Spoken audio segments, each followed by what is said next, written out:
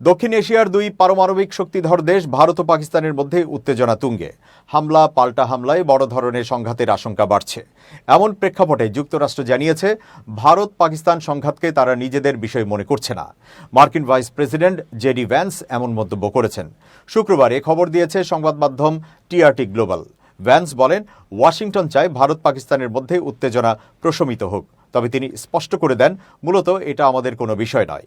Fox নিউজকে দেওয়া এক সাক্ষাৎকারে তিনি বলেন, আমরা যা করতে পারি তা হলো উভয় পক্ষকে শান্ত থাকার জন্য কিছুটা উৎসাহিত করা।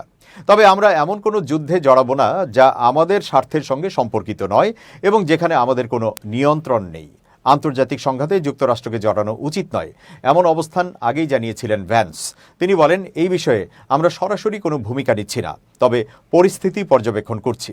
এর আগেই যুক্তরাষ্ট্রের প্রেসিডেন্ট ডোনাল্ড ট্রাম্প দুই দেশের প্রতি শান্ত থাকার আহ্বান জানিয়েছিলেন।